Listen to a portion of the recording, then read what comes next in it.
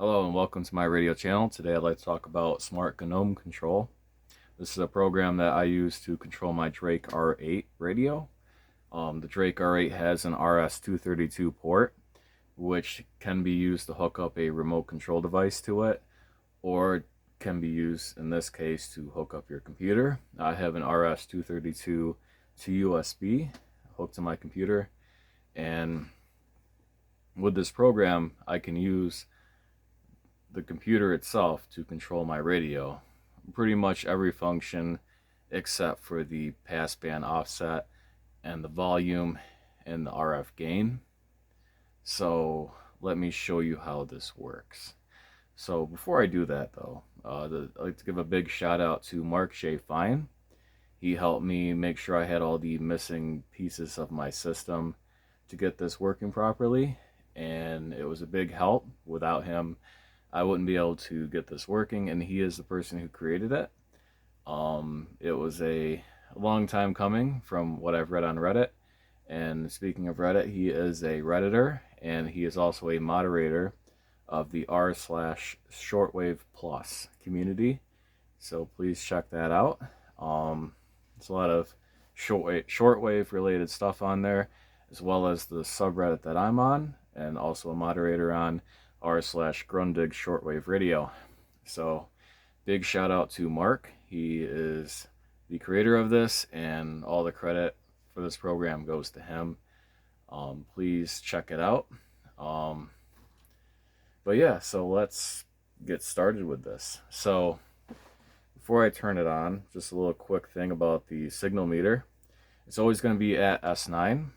That's because the signal meter on the Drake R8 is not compatible with the signal meter on here, so there's no communication between the two. But there is a correlation between the signal meter and the squelch. So if the squelch is set to 0, the signal meter will be at S1. If the squelch is turned up, so the radio is not quiet, then the signal meter will be at S9. So that's what you'll see there. This program will tell you the local time and UTC and the UTC time, as you can see right there, local and UTC. And on the bottom box you'll see text appear, and it will change when you change frequencies. That is because that is EI/BI view, and this is updated to the current table, and it will tell you what stations broadcast on what frequencies that you're on at whatever time they're on. So it will list the times, the station, the language, the target, etc. As you can see right there, you have frequency, from, to, days, language, target, country, and station. So that is very helpful. A lot of people say that EI/BI view is more accurate than shortwave.info, and I will take their word for it, because there's been times where shortwave.info has been pretty wrong. So, and they are a good tool to use, but sometimes they don't update when frequencies and stations change right away. So this is more of a frequently updated thing, so just keep that in mind. Definitely not knocking shortwave.info at all, because it is really helpful, but with a tool like this, EI/BI view is very helpful, and you'll see that here in a second. So I'm going to use this to control my radio and turn it on. I'm going to zoom out so you don't think I'm pressing the power button on the radio itself, and let's turn it on. So I'm going to click on the power button, and there you go. The radio just came on. So right now we're listening to WWV. I'm hearing WWVH in there as well. Let's see what we can do. So you have your AGC. You change that slow, medium, fast, super fast. Bandwidth, you can do lower bandwidth. You can pick any of these. This radio doesn't have 12 kilohertz, so you're going to have to go with 6, 4, 2.3, 1.8, or 0.5. Mode, you could do CW, USB, LSB, USB, RTTY, FM, and AM sync. This is the AM sync. So you're going to see right here the light for AM sync will come on. I press it. So I notice it kind of glitches. Just click out of it and click back into it, and it won't glitch anymore. I don't know why that happens, but it does.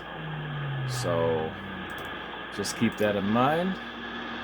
It also has your dual VFOs. You can switch between antennas. So there are multiple antenna ports on this radio, and you can use the direct entry. So what I can do is type in a frequency. Let's say I want to listen to the voice of Turkey. So I type in 9770 and hit enter, and it will switch me over to the voice of Turkey. Just like that. The volume is still controlled by you.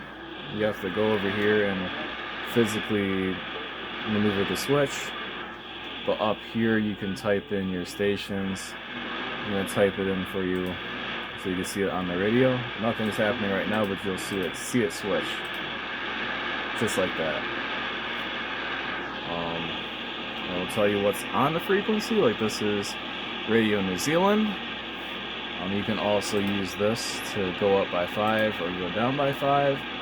This is to go up in smaller increments, kind of like a fine-tuning. And that's by 5 again, and then we can just type in the frequency that we want to go to. I like listening to the voice of Turkey at this time, so I'm going to go to that, hit enter, and I'm back to the voice of Turkey. There's also different tools up here. You have your noise blankers, attenuators, preamp. Let's try that out, see if that works. It does. It turned on the preamplifier. You can see right there, preamplifier. Very cool stuff. I'm going to turn off the preamplifier, and the different things that you want it to show. You can go here to view, your databases, help, etc. And it also shows your history of what you've typed in so far, right here. That box on the right. So, yeah. And let's turn this off so I can talk better. Let's watch this. Zoom out just a little bit. And I'm going to turn off the radio without touching the power button. Just like that. So, but yeah, there it is. And this runs on Linux or Mac.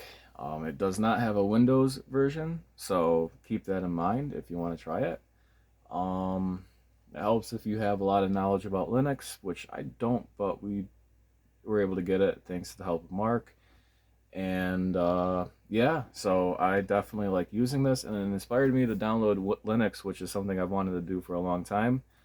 And the Linux that I'm using is Fedora Workstation 42. You can use any Linux distribution that you want to, like Ubuntu is one that I've used in the past and I've really liked it. There's also Linux Mint, which is used by another user on Reddit on the Shortwave Plus community, KG7M. They're all good. Whatever Linux you want is okay. Just keep in mind that Ubuntu is more of a widely used version of Linux. It's a Debian version, and this is a Red Hat version. So there's a lot more programs that are compatible with Debian than there are with Red Hat. So I'm kind of making it hard on myself by using a Red Hat distribution, but I'm always up for a challenge. So there's that. And I really like Fedora, so if it is the one you want to go with, I recommend Fedora.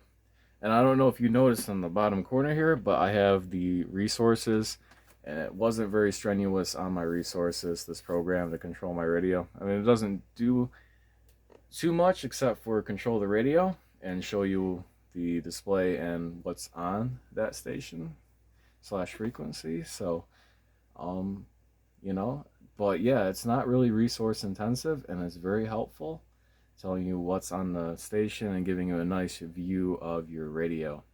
Again, this is using a RS-232 connector in the back of the Drake R8, and then a cable that takes it from an RS-232 to USB, connecting it to the computer, and then using this as a remote control for the radio. So yeah, please check it out. That's on.